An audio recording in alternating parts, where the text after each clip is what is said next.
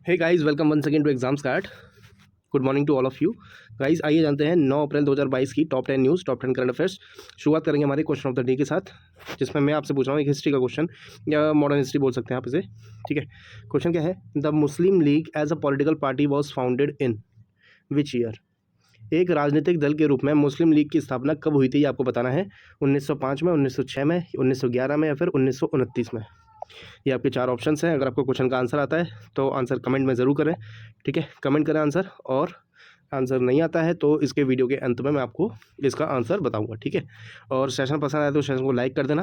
ठीक है, साथ ही साथ शेयर कर देना अभी, और चैनल पर पहली बार तो चैनल को सब्सक्राइब जरूर करना, बेल आइकन को प्रेस करना नहीं भूलना। ठीक है, शुरुआत करते हैं करंट अफेयर्स की।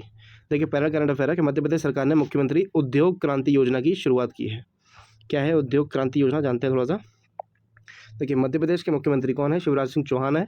उद्यम क्रांति योजना, ठीक है, उद्यम क्रांति योजना का शुभारंभ करेंगे। अधिकारियों के अनुसार एमएसएमई विभाग की गजट घोषणा के अनुसार पहली बार नवंबर 2021 में एमपी मुख्यमंत्री उद्यम क्रांति योजना की घोषणा की गई थी, लेकिन इसे अभी निष्पादित नहीं किया गया था।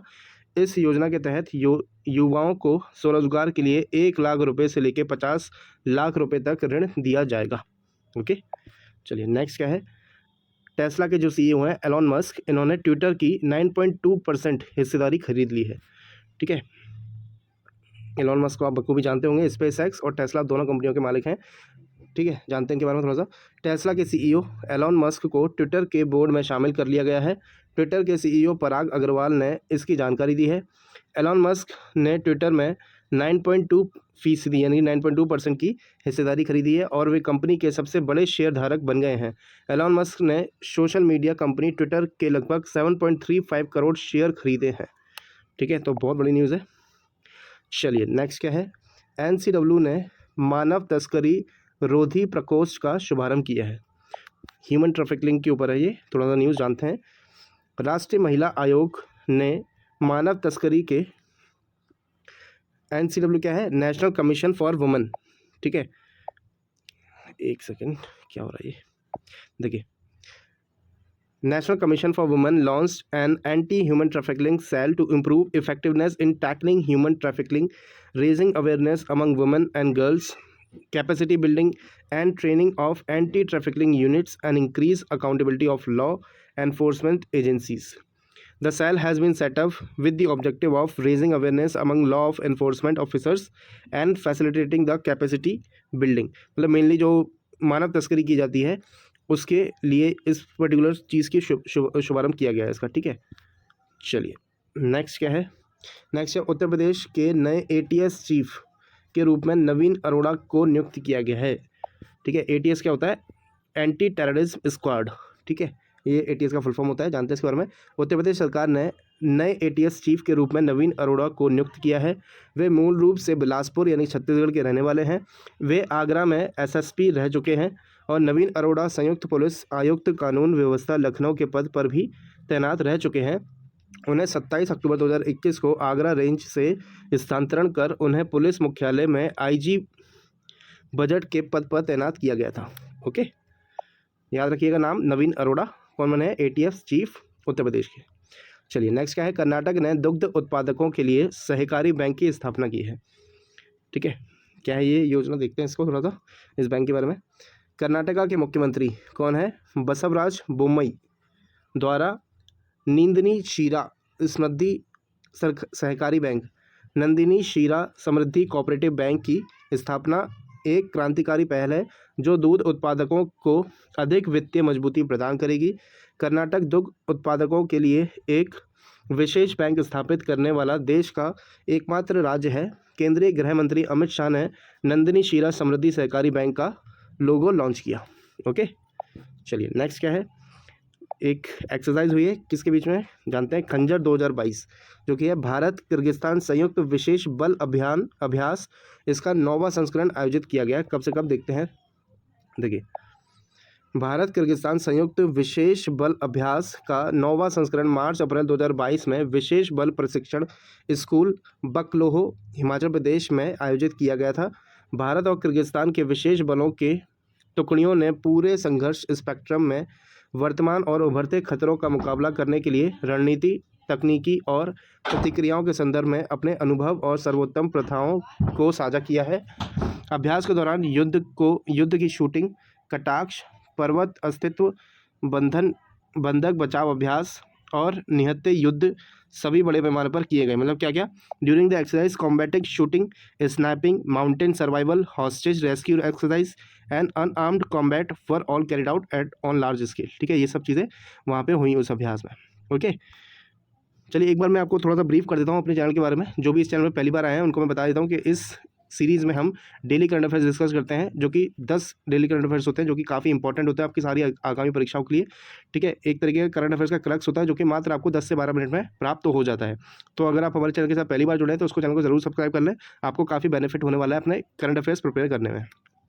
ठीक है, न्यूज़ क्या है अगली? देश की सुरक्षा हवाला देते हुए केंद्र सरकार ने 4 पाकिस्तानी चैनलों सहित 22 यूट्यूब चैनल को प्रतिबंधित कर दिया है। ठीक है, तो क्या है ये न्यूज़, थोड़ा सा जानते हैं इसके बारे में। केंद्र सरकार ने बड़ा फैसला लेते हुए 22 यूट्यूब चैनलों के भारत में प्रसारण पर रोक लगा दी है। इन चैनलों को तत्काल प्रभाव से ब्लॉक कर दिया गया है। केंद्रीय सूचना एवं प्रसारण मंत्रालय के आदेश पर यह कार्रवाई की गई है। इन चैनलों को भारत की राष्ट्रीय सुरक्षा, विदेश संबंधों और सार्वजनिक व्यवस्था से संबंधित दुष्प्रचार फैलाने के आरोप में ब्लॉक किया गया है। ओके, नेक्स्ट क्या है?